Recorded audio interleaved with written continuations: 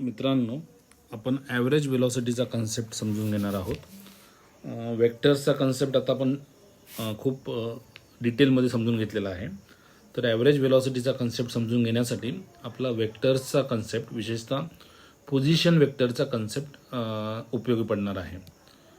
Suppose एक time is equal to T1 असं आपण धरूया. Initial time T is equal to T1 आहे आणि एक पार्टिकल आहे, तो या पोझिशन 1ला आहे. तर इथे एक पार्टिकल आहे किंवा बॉडी आहे असं आपण म्हणूया, आणि तो time T is equal to T1ला पोझिशन 1ला आहे. तर याचा पोझिशन वेक्टर काय असेल?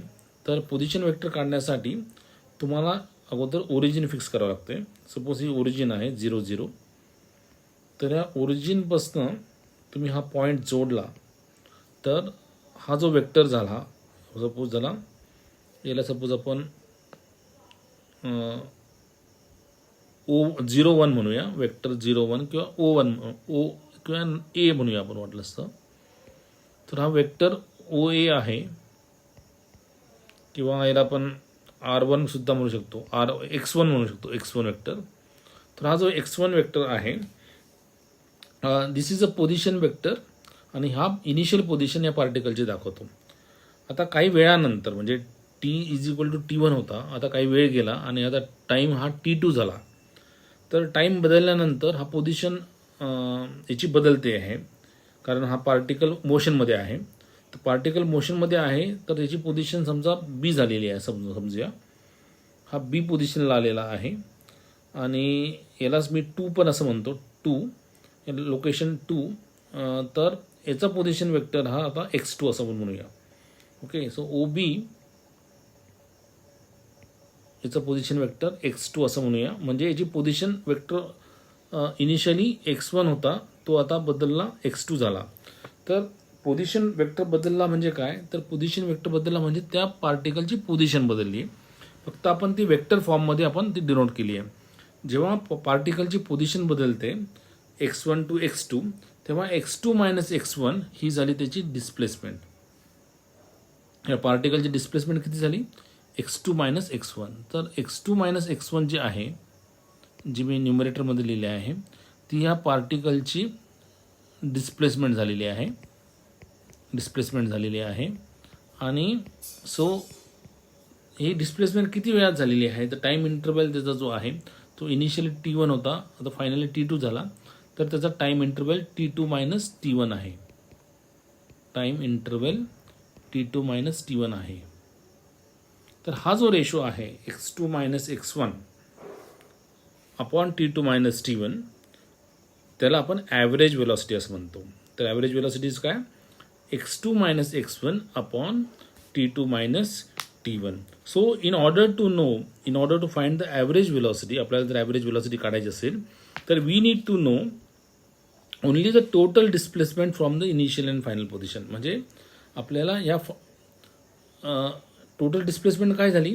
तर हा जो वेक्टर आहे 1 to 2, हा जो वेक्टर आहे 1 to 2, that is your X2 minus X1. हा X2 मायनस X1 वेक्टर आहे, आणि हा X2 minus X1 is nothing but displacement. तर डिस्प्लेसमेंट काढण्यासाठी आपण वेक्टर डायग्राम काढला, आणि हा वेक्टर डायग्राम काढल्यानंतर वेक्टर डायग्राममध्ये आपला हा पोझिशन वेक्टर X1 काढला आणि पोझिशन वेक्टर X2 काढला, आणि हा जॉईन केला. हा जॉईन केल्यानंतर जो वेक्टर मिळतो A to B, that is X2 minus X1, which is called as a displacement, and ती displacement upon time interval is the average velocity. त्यामुळे ॲव्हरेज वेलॉसिटी काढण्यासाठी आपल्याला फक्त total displacement from the initial position to final position माहिती पाहिजे, आणि that gives us the average velocity. So this is what is the meaning of average velocity. आता average velocity आपण का काढतो? कारण वेलॉसिटी ही बदलत जाते. म्हणजे वेलॉसिटी ही कुठल्याही मोशनमध्ये ही काही एकच सारखी वेलॉसिटी राहत नाही. तर कधी ती 4 किलोमीटर राहील, कधी ती 3 किलोमीटर राहील, कधी ती 4 किलोमीटर पूर्वेकडे जाईल, 3 किलोमीटर पश्चिमेकडे जाईल.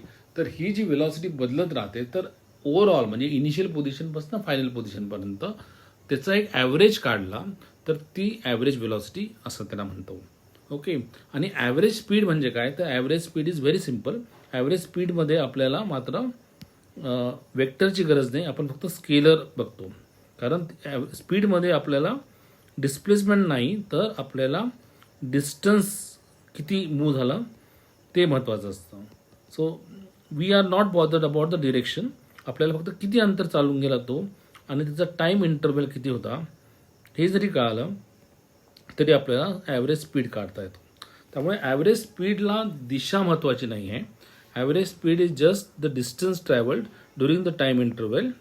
आणि हा सुद्धा का काढायचा, कारण वेगवेगळ्या वेळामध्ये तुमचा डिस्टन्स हा वेगवेगळा कापला जाऊ शकतो. कधी माणूस जोरात चालला, कधी तो हळूच चालला, एकाच दिशेने चाललाय, परंतु कधी सुरुवातीला तो जोरात चालतो, नंतर दमतो आणि तो हळू चालतो.